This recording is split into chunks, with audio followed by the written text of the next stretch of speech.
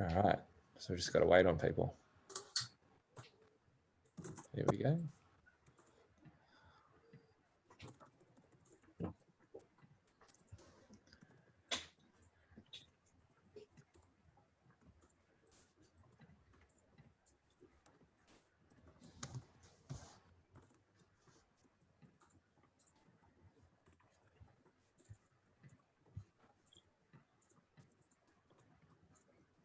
It was 3 p.m, right, wasn't it, Kieran? Yeah, we've got a few people rolling in now. I'm just gonna allow everybody to talk. All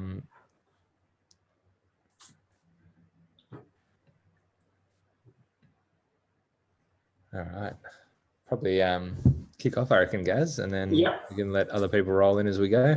Yeah, excellent. All right, guys.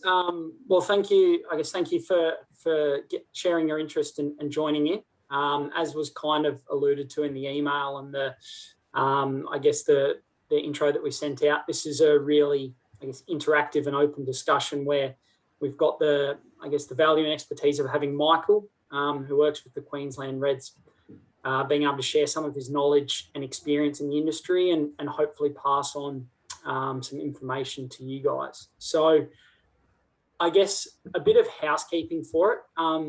First off, because we do want to have the session as interactive as possible, and we want you guys, I guess, asking questions as well as answering questions.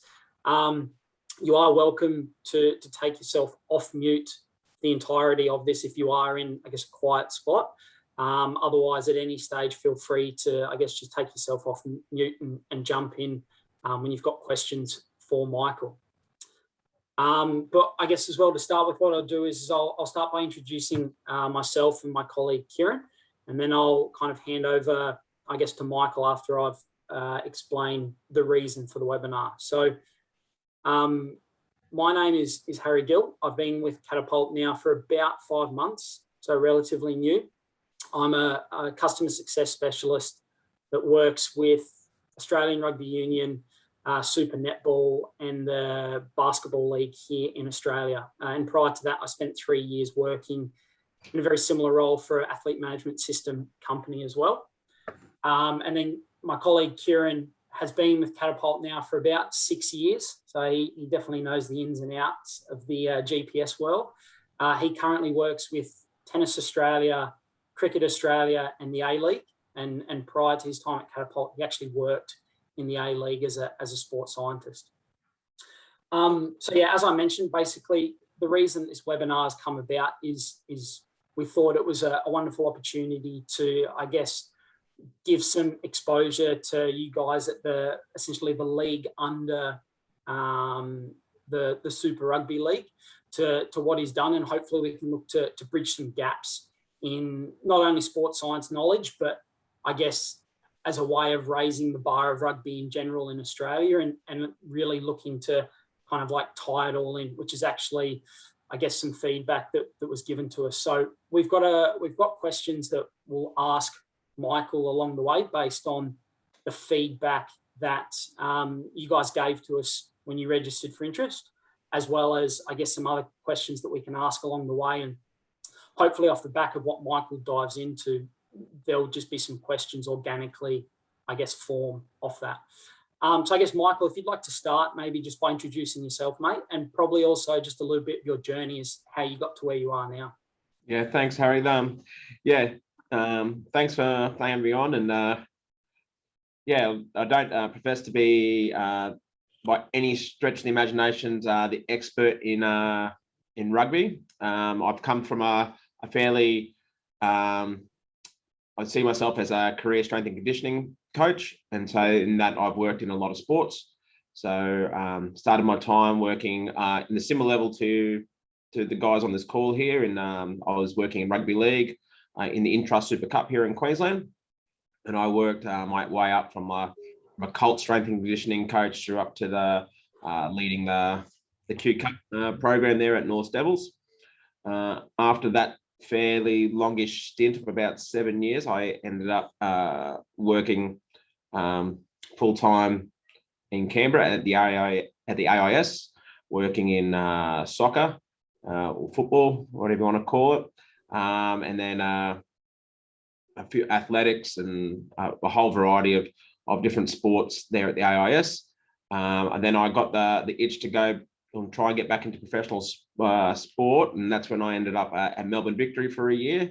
How I fell, made friends there with Kieran, because I had a lot of questions about trying to upskill myself as a football strength and conditioning coach. But then I've ended up here at the Queensland Reds. Really good time to sort of be here. We've got a really good coaching staff, a really good crop of young players coming through. It's just an exciting time to sort of be around this group. So yeah, long little intro there, but yeah, I don't see myself as a specialist in one sport, but more in the whole, looking at performance basically. Yeah, excellent. Okay, well, I guess maybe we can start with, we'll kind of kick off, I guess, the first question that's come about. So maybe we can make it a little bit specific to, I guess, for the guys at the semi-professional level, and that'll probably help to evolve it. So one of the main ones that came through was just around what are some of the key metrics that I guess you look at, and maybe with regards to these guys at the level underneath where they either don't necessarily have access to data like GPS every session, or they don't have the ability to, I guess, capture all athletes on GPS. How can you use some of the metrics that you capture in a way that can still be of value to those guys and in those situations? Yeah, really good question, because during my time in the Intrust Cup, we didn't have any GPS at all. So, and I think in some ways it was a simpler time because you didn't have anything to sort of measure. But I would think I would struggle to go back now. We look at the metrics that we sort of look at as sort of mostly around our intensity or our volume measures. So meters per minute, acceleration, sprint distance, those sort of stuff. So both from a loading perspective and also looking at how we structure our sessions, basically, and how we sort of make sure that our guys are where they need to be coming into game time. Yeah. So we don't look at anything really, too tricky. I think I tried to confuse myself a few times during my time at Melbourne Victory by trying to look for the Holy Grail, and then you just end up going back to other elements. But yeah, we keep it simple here. One thing that we do is we do compare a lot of our drills and a lot of our games and whatnot against peak game intensities, and that's from a national level. So that's sort of filters through all the super rugby teams.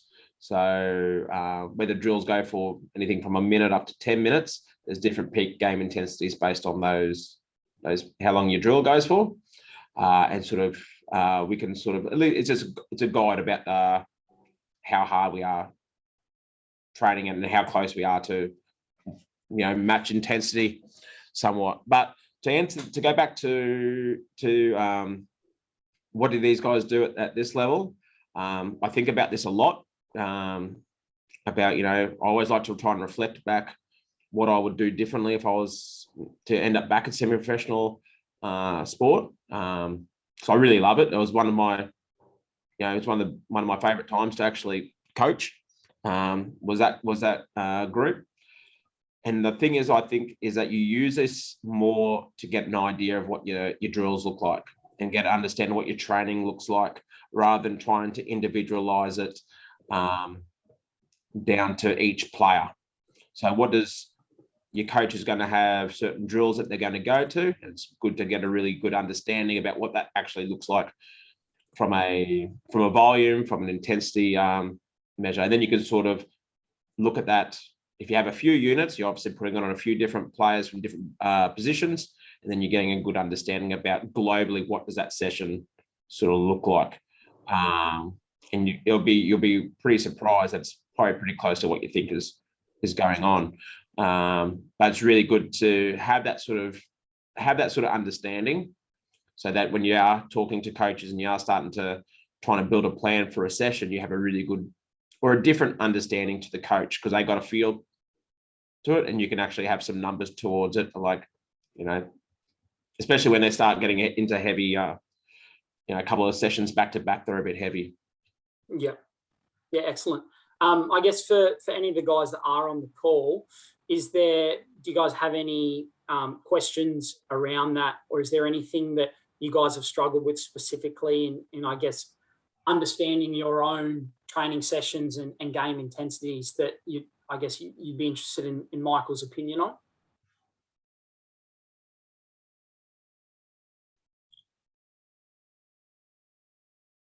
No, it's all straightforward. You've answered it perfectly, Michael. I have to start picking on people. G'day, guys. I'm from Jeeps Rugby Club and been working with them for the last 5 years. I suppose I'm pretty comfortable with regard to load, intensity, and that sort of stuff in terms of the way we've been working. And we've been using data for the last 3 years. Last year was a bit weird using it all. But I think something for me personally, I don't know about everybody else, but around acceleration data and how many accelerations are good, and how they can influence a training session, what's too much.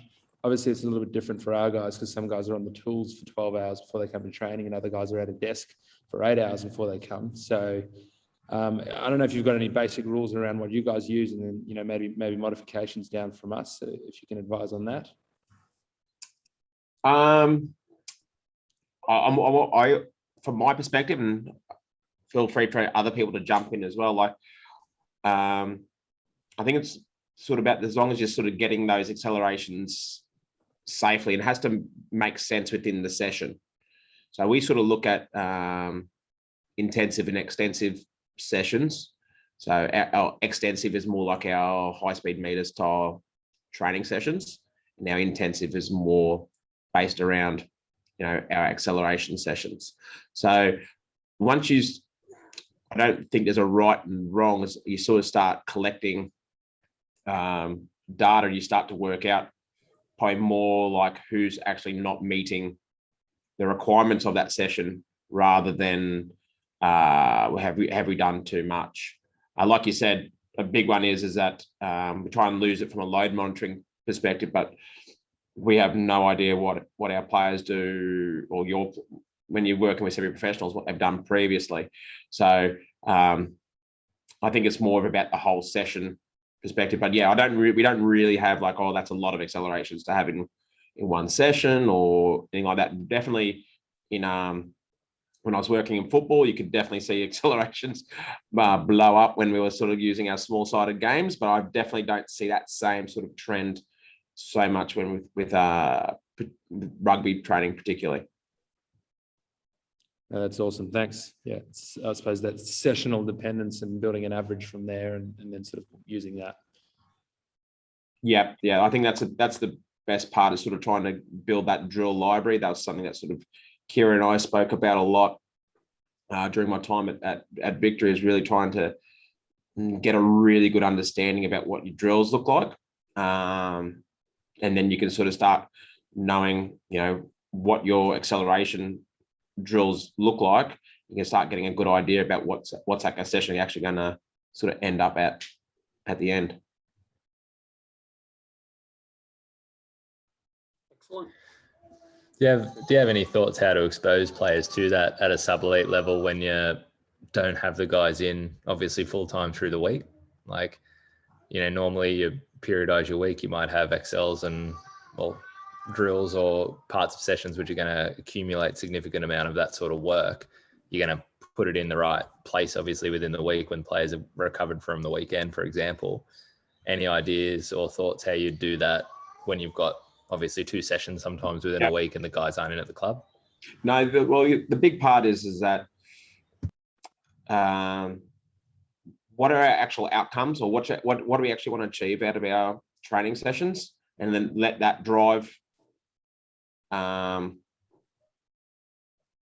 that drive what happens somewhat, because like you said, there's 2 sessions there, and the coaches have got a lot of stuff that they want to try and get done during that time. So I sort of think that this is more about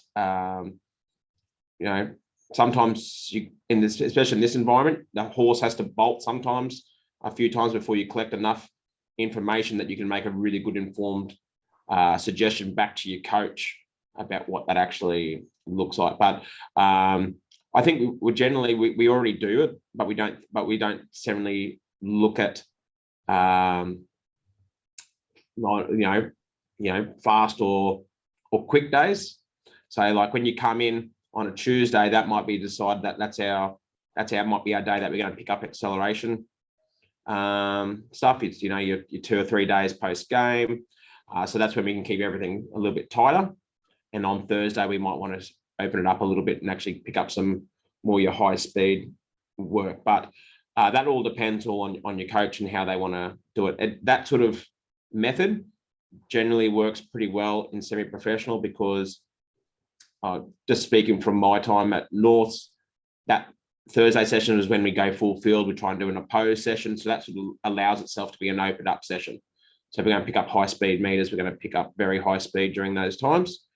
Whereas on the Tuesday might be time that we do a little bit more small-sided games. We might try and pick up some change of direction blocks within that as well, as part of our warm-up or part of like a little conditioning block. So we don't have to just go for our slow MAS or slowish MAS running on that Tuesday. We might go more short turnaround type stuff as well. Well, that's I think there's a million and one ways to skin a cat, and not one's perfect. But yeah, I think that's if I was going to go back, that's how I'd sort of try to explain it to coaches about what's a small space day versus opposed to a bigger space day.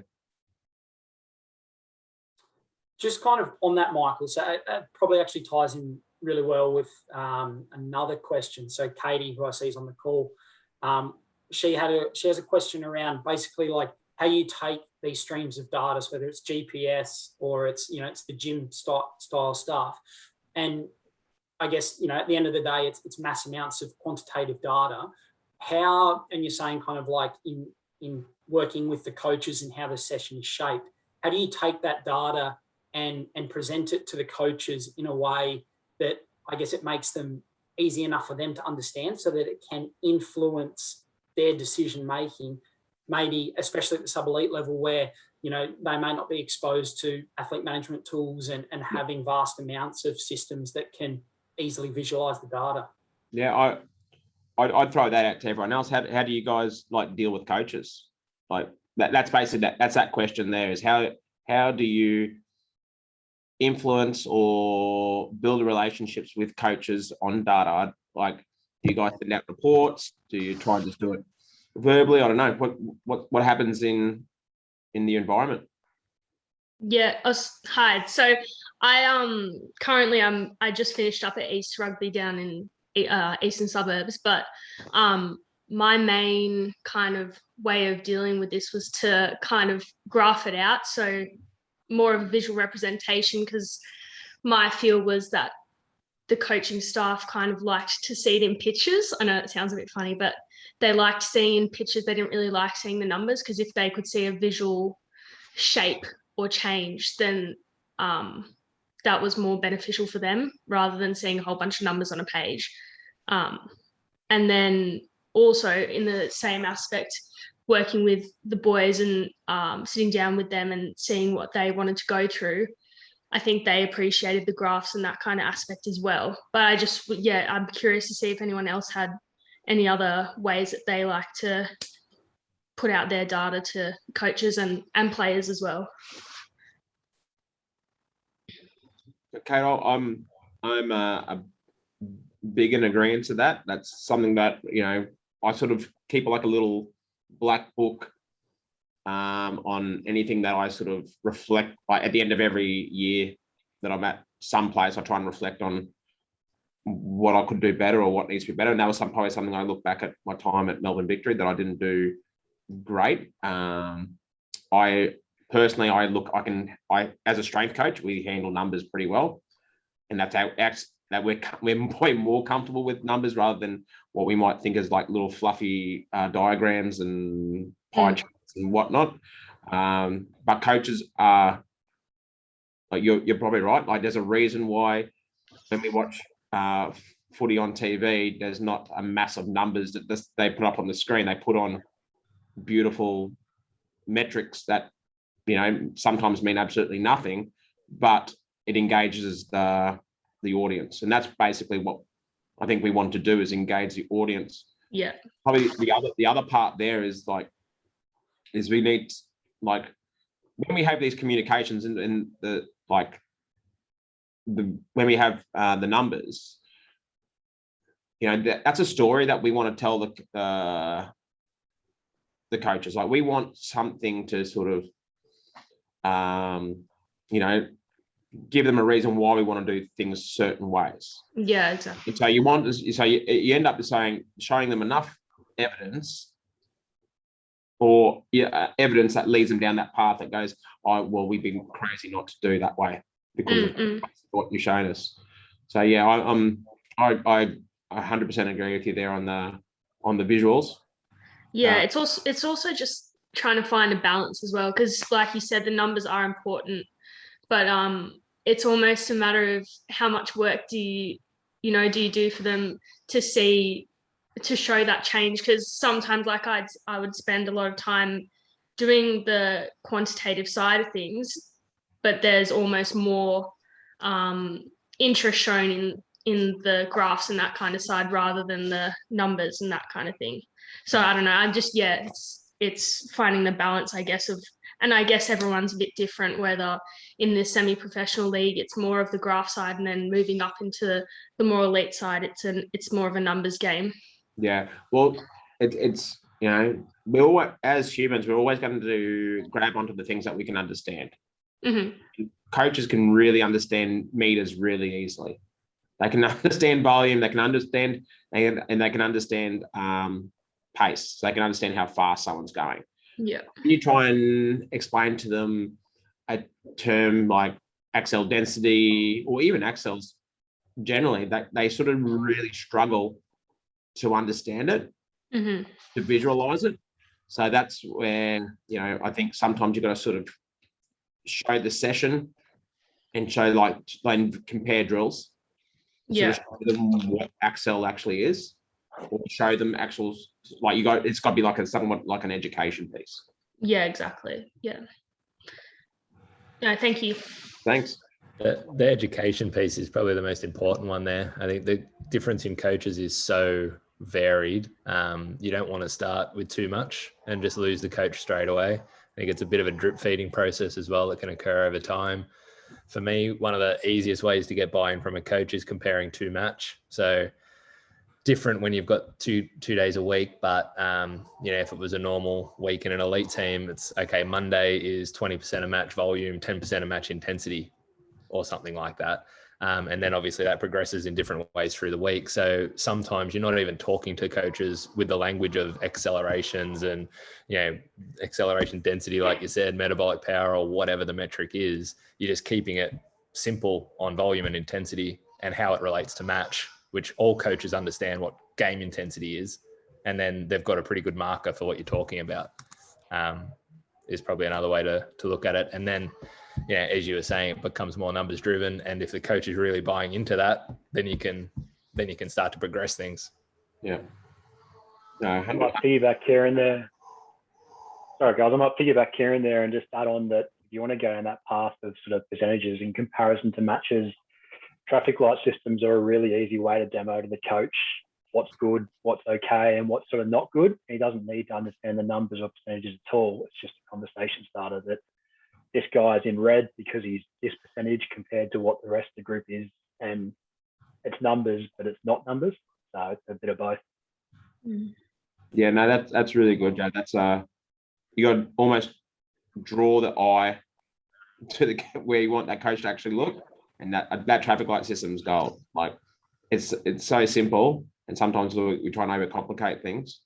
The other one that that gets used a little bit too is in, obviously, little percentage bars as well, because then it's a real visual representation for like when you compare players with drills or whatnot.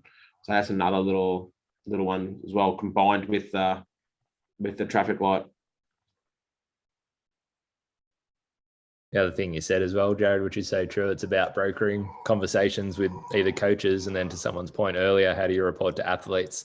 It's a similar thing, right? We collect all of this data and we might only expose coaches to very little of that, and then players probably even less. But what the data should also do is broker conversations with those players. So, you can start to understand with your flagging system, who's at risk, who's not, and then that furthers a conversation with that athlete, which then you might uncover that after training they sat in the car for 2 hours and that's why they got tight hamstrings. It had nothing to do with all your data, but it was a brokering a conversation with them where you found out that detail, and that's why they actually feel tight or something like that and need a release. So having the data to inform that, to start those conversations is super important. The big one for me is I'm really don't know if it's a load element with this. When we have the guys for 2 days a week and plus a game, I really think we should be using this data to really drive performance. And that might be the strength and conditioning coach in me, but that's where we should be really trying to use this data. We use data in the gym to make sure that people are lifting heavy enough or progressing. And that should be the same thing with this, looking at people's peak speeds. Actually, how much are we actually changing people's max velocity? How much are we actually improving someone's acceleration? How many efforts are these guys able to compete? So I'd be, putting my semi-professional hat back on. I'd be really trying to drive it from a performance side of things, because I just think there's way too many variables for these guys to actually try and use it from a loading perspective. I'd just be, I'd be really what I sort of see, and a little bit, and because I sort of get the overview now, because I get to see like our clubs when we send our players back to do some Thursday night club training. The sessions are massive. They're doing a massive, because they've got to try and make hay while the sun shines. So this Thursday session can be, volume of 5, 6, 7K, and then less than 48 hours later, they're going to play. So, that's probably the other one as well, is probably around freshness as well, and trying to educate your coach about how you load your week. You potentially front end it and drive your intensity later on that week. That said, our better clubs are probably doing more work anyway, so they could blow that all out of the water as well. Just on that, Michael, with the I guess in how it all kind of ties together, how much of a, I guess, important element do other areas of the high performance world come into it, like your physios and those types of people? How much of a relationship do you form with them? Because as Kieran was saying, if someone's got tight hip flexors, that's not a data thing. It's something they've got to manage with their physios and those types of people. How much of a conversation do you guys have with them, and how much of an overlap actually is there in having that data, I guess, start the conversation with different areas to help drive how you, I guess, provide implementation or change? Yeah, I think as a strength and conditioning coach, you can live and die by your physio. That it's essential that you have you should be, the same. You shouldn't really be the same person. You should be having that conversation constantly on players. Players open up to physios in certain ways. They're usually the first port of call, especially in our system. But for you guys, probably the first person the player sees is probably potentially the physio when they go get strapped before the session. So they're getting some feedback straight away, and just having that conversation with the player. How you feel? What have you done? What have you been doing? What's been going on? It's essential. So yeah, it's massive. From a wellness side of things, I don't know how much I put onto like actual players going in and putting in wellness. Just remember asking one player all the time, "How you feeling today, mate?" He's like, "Effed." or every single session. So if I actually went off how he told me he felt, he probably never trained, but he actually went all right. So from a wellness perspective, it's probably like changes in wellness, but probably the thing is for me is if you go back, I feel for you guys like you're generally one-man bands, or you sort of try and do a lot, so you're trying to minimize, or not minimize, but trying to find what gives you your biggest bang for your buck. And if you guys feel like wellness is something that gives you biggest bang for your buck, go for it. But for me, I'm probably looking at conversations, chats with physios, and some easy tests, maybe potentially when they come in, or individual tests based on certain issues.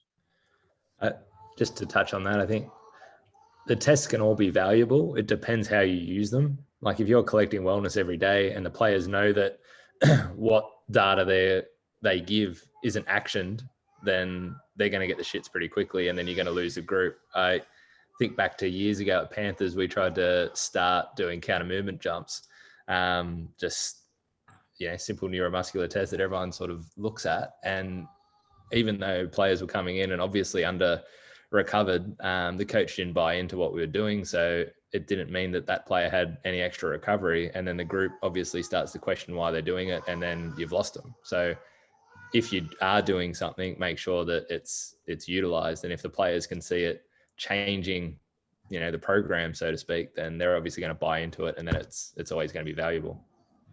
Yeah, that's really valuable. Otherwise you just end up collecting a lot of data for not much. Yeah, which is never fun. One that kind of another one that I guess is probably the main reason for having this webinar is just around, have you, I guess, in your years of progression through, have you identified any gaps between the various levels of athletes working through the rugby union scene in Australia, all the way from high school level through to where the guys sit now semi-professionally, then through to, I guess, Super Rugby and even ARU level? Are there any big gaps that you think that exist currently that as a whole could easily be maybe identified, and starting with, these kind of groups here that can be implemented to help raise the bar overall in kind of like the rugby union scene? Yeah. Again, been involved for about 2 seconds. So, and you guys probably some of you guys might have a lot more experience in rugby union than myself. I've worked in schools and whatnot, but just looking back at my league days, I feel that the sport can lend itself, especially at like that junior level, that the players can be pretty heavy, not that fit, and get away with it because they're scrummaging machines, or they're just contact machines. They can sort of just get through the game like that. The game potentially can be a little bit slower as well, so it sort of allows that person to be there. Whereas rugby league you had to be a little bit more of a physical specimen. You're fitter, skin folds lower, and I think we sort of pay the price when we start getting guys coming up through the Super Rugby, is that we still have that mentality especially around skin folds, general aerobic fitness, and even strength to a certain degree as well. I think if you sort of look at the New Zealand programs, like they're physical specimens, and that's where we need to really strive to get to. So my big one is that, again, if I was working there, if then someone's on the verge of coming into the Waratahs or whatnot, is that they need to have the physical capabilities to be able to train at the level that the Waratahs are training at, essentially. And so that means that your guy isn't coming in and redlining that entire pre-season. They sort of have to, they're just going at it the whole time. So having that real good physical base can make someone fly up the ladder in Super Rugby, I think, especially in our current climate. I don't know, what do you guys think? As strength and conditioning coaches coming through, what do you think our main issue is, or what's the disconnect between them and making that next leap besides maybe some top skill?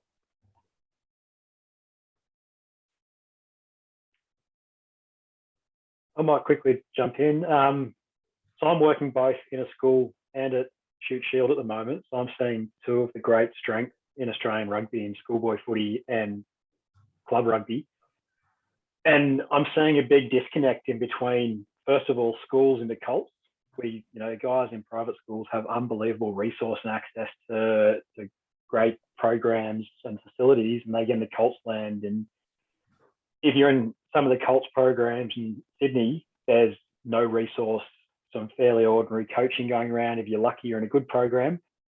Then you've got to work your way up through some under-resourced lower grades into Shoot Shield. And by then you're in this wonderful club rugby land. And it's sort of the guys who've made it there often stay there because club rugby is so good.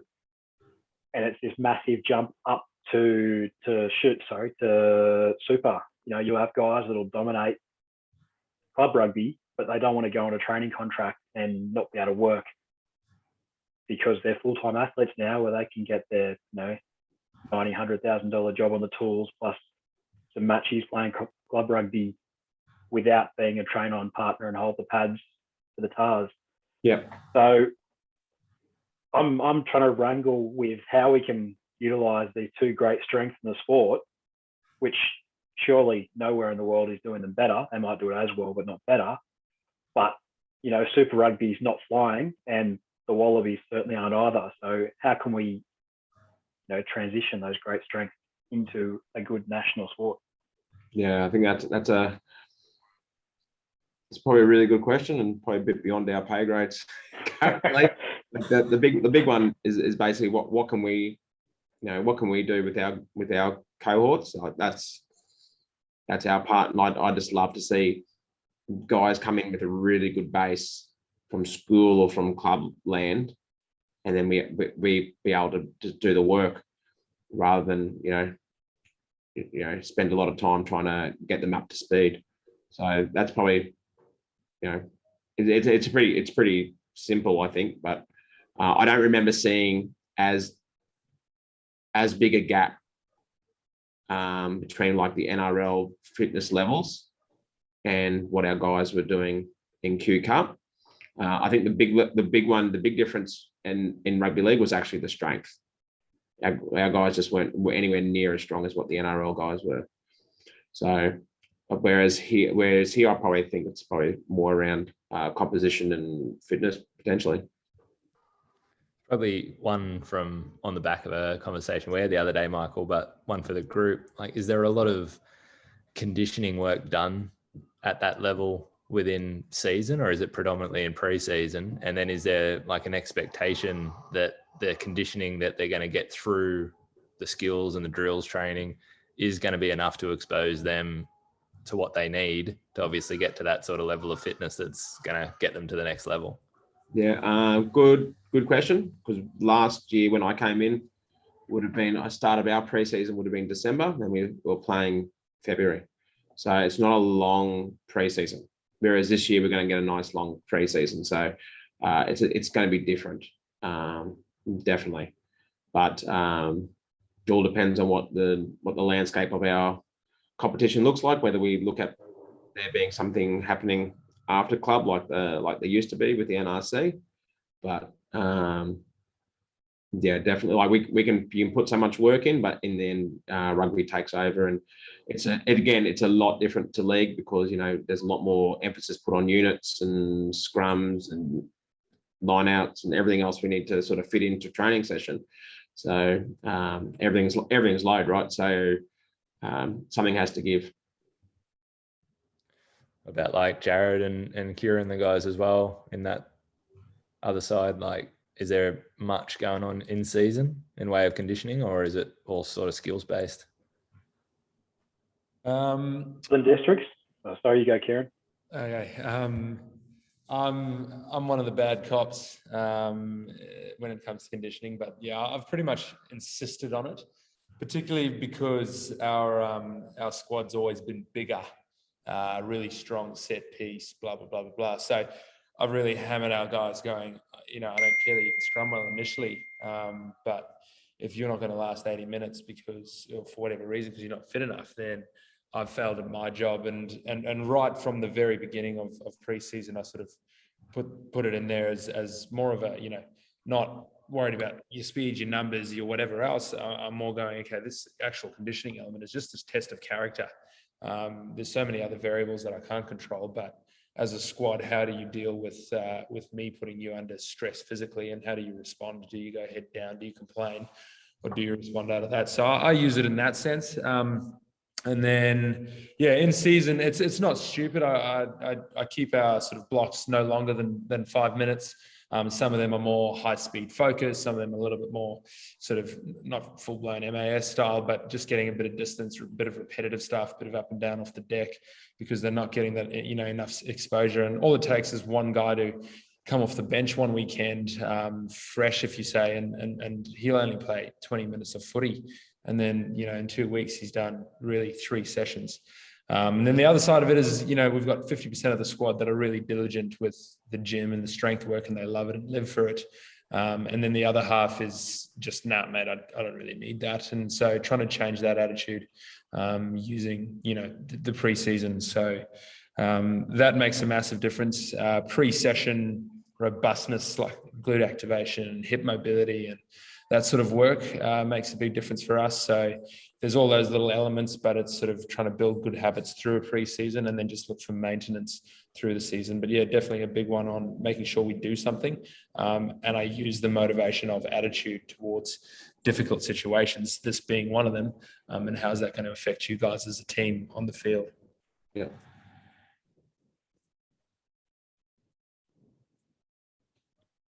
Yeah, it's interesting. And is there much hesitation from coaches, do you feel, where they don't want, obviously, the guys just running without it being a skill drill as well?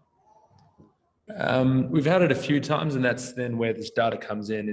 I go, okay, let's go with a game-based drill, and then the 10 guys with the good skills smash their meters and they hit their numbers, and it's great. And the 5 guys that don't have the actual ball skills just kind of get left out in the drill, and then suddenly you see this contrast and you go, well, all 15 of them have to be on the field, so that's where I use the data and chat to the coaches, but it's more of a conversation the whole time. And they're often, I'm lucky enough that I've been there for a long time, and we've had, pretty good results based off the back of, being able to go 80 minutes in crucial games. So the coaches are pretty open to going, yep, how to keep the boys fit, and they're happy to let me do it. So I'm in a fortunate position in that sense. I don't get too much resistance from a coach. No. Jared, did you have anything else to? Good. I was going to say, if Jared had anything else to jump in on there. Oh, it's pretty similar. We had last couple of years pretty big pre-seasons, particularly the 1920 pre-season was massive for, I think, everyone. That just went on forever, so it was huge. And we sort of had to keep it going in season because we accumulated that load and capacity to perform at that. So we carried that through so we could go deep into games, and that sort of worked out well for us for most of the year until we sort of started to burn out towards the end. Pretty fortunate with the coaches we've got that they like a lot of tough stuff, and they're pretty good with working in the games-based stuff. So, a bit of everything, and we can work it both ways and then have good conversations off the back of sessions. If we've done games-based, to see if we've got what we wanted, and if we haven't, back end of the week, we can throw a pure con in or just learn from it and change it up for the future. Nice. How have you, I guess, maybe one for everyone here as well as Michael, but just, I guess, maybe with the current climate and, I guess, situation that a lot of the east coast of Australia finds itself in with COVID, and especially for the Sydney-based guys whilst being in lockdown, how are you guys going with, I guess, trying to keep the athletes their fitness up to scratch, and is there a way that you guys are being able to implement anything so that you can kind of keep it all whilst you still don't have access to them, that they're I guess, kind of following what they need to themselves externally? And I don't know, Michael, if you've had any experience with that. I guess being in the Super Rugby, probably a little bit more fortunate that you get the permissioning to kind of go around the kind of COVID guidelines. But if you've got any recommendations for these guys, especially being in Sydney at the moment. Well, Kira and I dealt with it last year with in Melbourne. That was our turn to sort of deal with it with the Melbourne Victory then. And it was, you know, I was still full time. So it's an interesting one because I don't know what you guys sort of noticed, but the coaches sort of disappeared during these times. They don't quite know what to do. And it's sort of left to the strength and conditioning department to try and keep everyone moving. So it's tough because, you know, I don't need to tell you guys how it can really affect people mentally. The lockdowns and the you know, the eroding of, you know, normal life. So you sort of try and keep them going as much as you can, but yeah, it's a real tough one. It's you sort of got to keep them going at some stage. Once I knew the A-League season was back up and running, I sort of ramped up then. So I just sort of kept the guys motivated through and left them to their own devices until we got some real clarification about what that sort of looked like. But once we sort of knew when we were back, I was able to start, you know, doing our one-on-one sessions and catch up with players where we needed to catch up and try and keep them motivated through, you know, actually being there. But obviously, you know, semi-professional end, so it's a different kettle of fish altogether. So I really feel for you guys. It's one of those really hard moments now, and you know, trying to look after yourself at the same time while trying to worry about a whole rugby team. So yeah, just love to hear your thoughts about what's going on.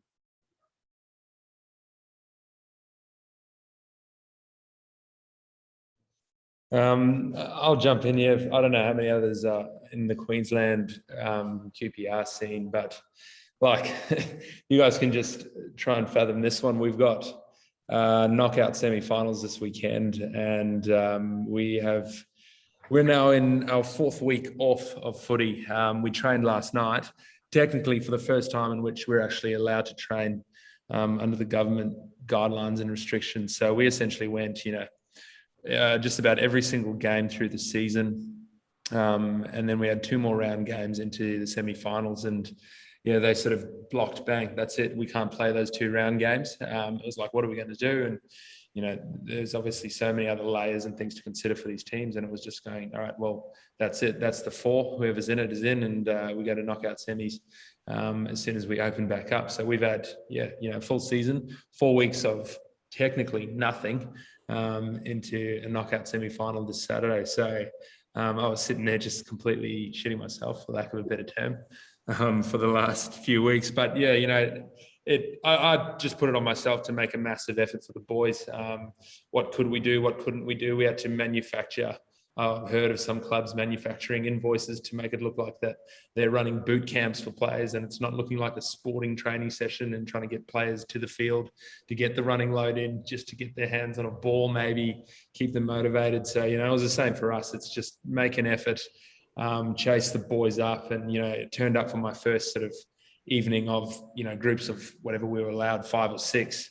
And you do, you know, 3 45-minute sessions, and I had 2 guys show up, and, you know, then the next one, 3 guys, and no one really turning up. And I'm going, oh my God, do these players know what they're doing? So, but I just sort of kept at it, and I think, you know, I'm speaking on behalf of everyone. It's making that effort.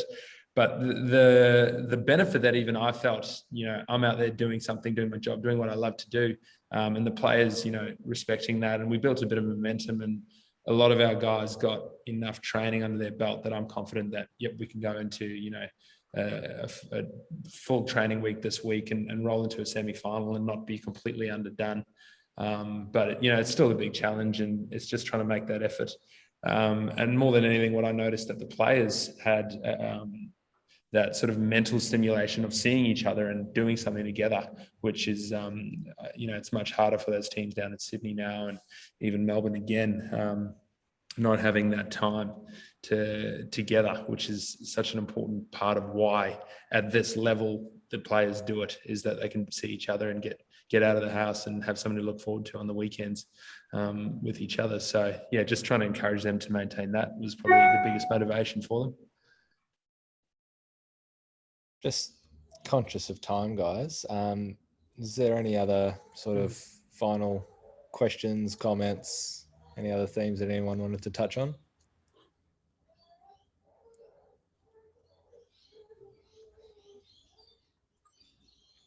I'll jump in again if no one's got any other questions. Thought I've been trying to explore a bit lately, and I don't really have the resource to do it. So I'm curious if anyone else is thinking along these lines. Obviously, your key players need to be impactful when they do their high speed or high effort movement, because if they're not impactful, then they're just burning gas. Has anyone explored what an impactful play looks like in match play and paired that GPS data with some video analysis data?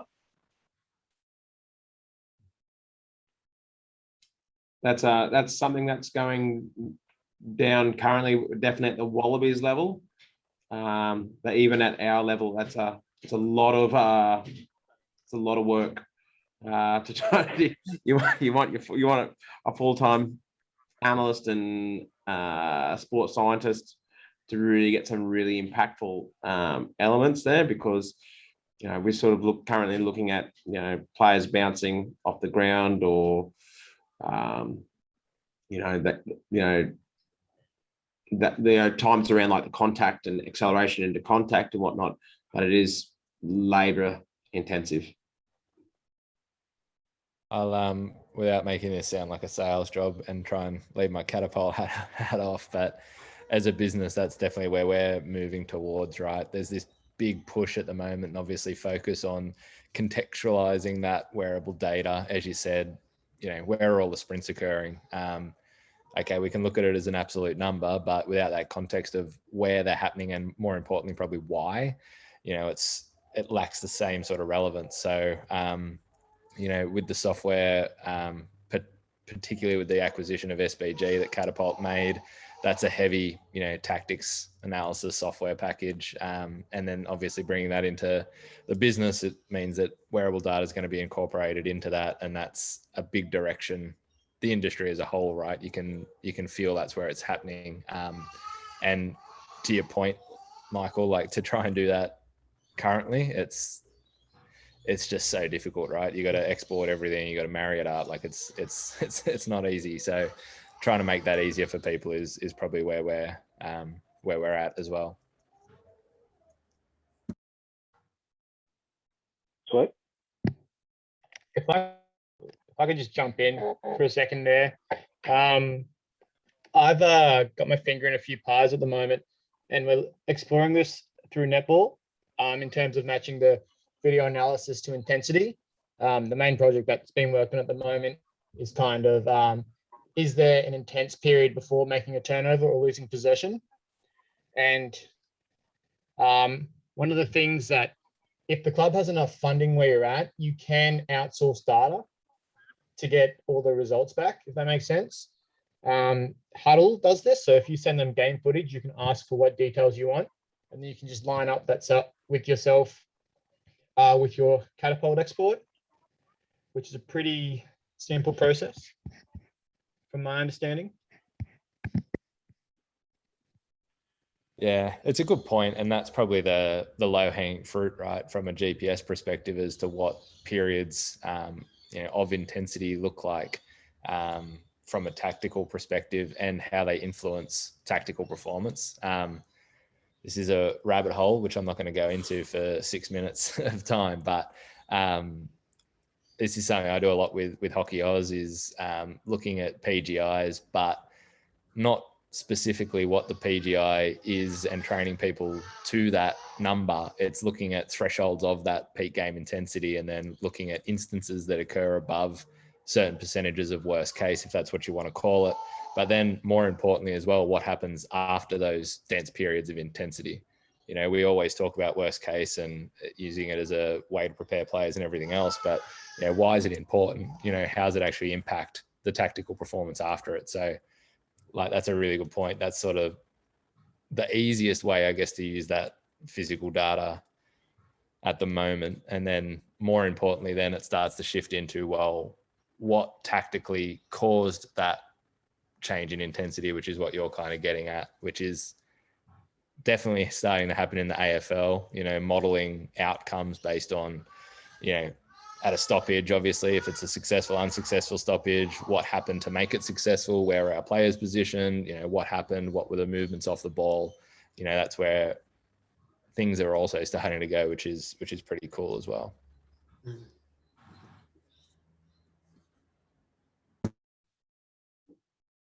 Yeah, and there's probably the player side to it as well, in terms of, I guess, from your youth athletes coming through and comparing them to, I guess, the best in the game. Like, if you've got that wearable data that you can match up, you know, from a netball or rugby perspective, and you can show your young guys coming through that your elite guys, these are the types of, I guess, like, these are the velocities they're hitting, or these are the speeds that they're hitting when they're doing certain movements. It can kind of be an education piece as well for those younger guys coming through. So yeah, that's definitely one side to it, as Kieran said, that we're definitely looking to further develop. And I know that it's kind of a reoccurring theme across all sports at the moment, is how we can get more out of it. I know basketball's really starting to look at it with a couple of their metrics as well. So yeah, it really is it's a big theme at the moment. I can just jump in a quick second as well. If you have the time and the availability, one thing I found going through this is, if you can get your hands on any interns from any uni, take advantage of it, because they're the ones that are kind of going to go off and explore their own things that they can then report back to you, which you can find beneficial or not towards revealing to the coaches as well.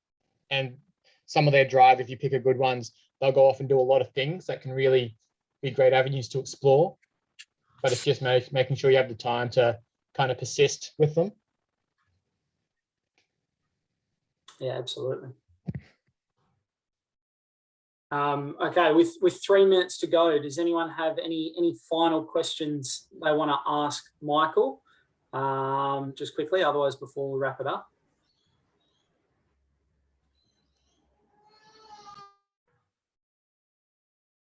Alrighty. Winning. You've done well. Well, Michael, I guess first of all, on behalf of everyone, like, thank you for, I guess, taking the time to sit down and let everyone ask you questions and find out a bit more about it. I'm sure everyone learned a lot. What we'll do is we'll kind of send out to everyone, I guess, just a bit of a thank you for coming along, as well as some contact information if they've got any more questions that they want to ask either yourself or us, kind of moving forward. But yeah, this is kind of hopefully the start of a continual thing that we'll look to do, and kind of having these types of webinars and getting access, because as we've said, it's all about, I guess, trying to bridge those gaps and bring everyone up to speed. Like, I know that it's a bit of a changing landscape, but people seem to be more open to the idea these days of sharing information, I guess, lifting sports as a whole. So if we can facilitate that in any way, then this is a brilliant, I guess, forum to be able to do it in. So yeah, I just want to thank everyone for that. And yeah, we'll send out information. So if you've got anything else you'd like to say, Michael, feel free to do so now. Yeah. Otherwise, we'll everyone stay safe wherever you are with all the COVID's going on, and good luck to everyone that is still able to manage to, I guess, get out the rest of the season. Otherwise, yeah, we'll kind of look forward to hearing from everyone very shortly. Thank you. Good luck, everyone. Thanks, guys. Thanks so much. Appreciate it. Thanks, guys. Thank you. Thanks, guys. That was awesome.